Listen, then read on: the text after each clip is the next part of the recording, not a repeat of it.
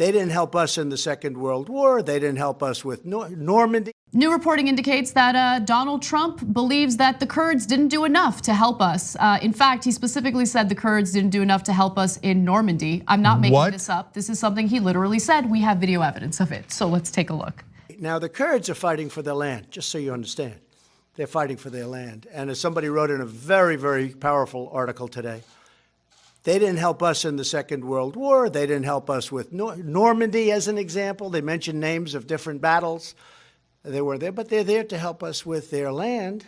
They didn't help us in Normandy. How were they supposed to help us in Normandy? They're in Syria, Iraq, and Turkey. They don't even have a country.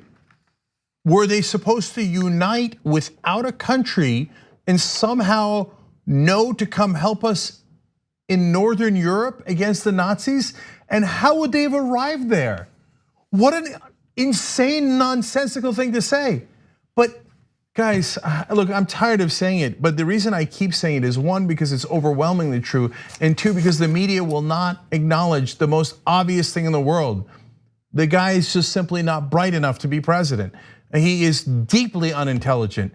Some idiot, Kurt Schlichter, apparently wrote an article in Town Hall. Every conservative website is filled with lunatics about, well, goddamn Kurds didn't help us in Normandy. And he goes, a very, very powerful article, okay? I mean, where else were they supposed to magically help us? Well, goddamn it, why didn't the Kurds help us in the Revolutionary War? Where were they? I don't know, in Kurdish territory? This is so damaging to our own national security. Because understand that if there is any type of group that poses a threat to the United States and we need allies to step in and help us battle that threat, why would they? I mean, not only has Donald Trump abandoned the Kurds in Syria, he's now turning around and criticizing them and insulting them after the fact because he can't handle the fact that people who know what's going on are criticizing him over his ridiculous, abrupt decision. No, he's now going to turn all the conservative followers against the Kurds right after they helped us defeat ISIS. So now, once Trump says it, once Dear God leader says it, all the MAGA heads will turn and be like, oh, that's right, goddamn Kurds, where were they?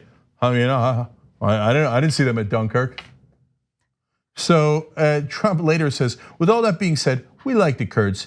When you say they're fighting for us, yes, but they're fighting for their land. Like, we're dismissing them. Yeah, exactly. We're done with you. But by the way, that's what Trump does, is Trump 101. After I already used you for my purposes, I don't give a damn about you. And see, guys, you know what the 6 bankruptcies were? It's not just because he's a bad businessman. It's because he has no moral fiber. So, oh, you gave me money? You were decent enough to lend me money and believe in me and trust me? Oh, you idiot, I'm gonna screw you over. And later I'm gonna say that's good business. Of course, I never deliver on anything I say. There's no wall. All I did was tax cuts for the rich. Everything is for the benefit of Donald Trump. If you ever make a deal with him, he will screw you. But if he's the leader of America, that means America's gonna screw you. And that is a terrible precedent to set worldwide for any of our allies. And then after he screws you over, he's gonna come up with insane excuses like, well, you weren't at Normandy. What can you do about that? I mean, if that's the new standard, what can you do about that?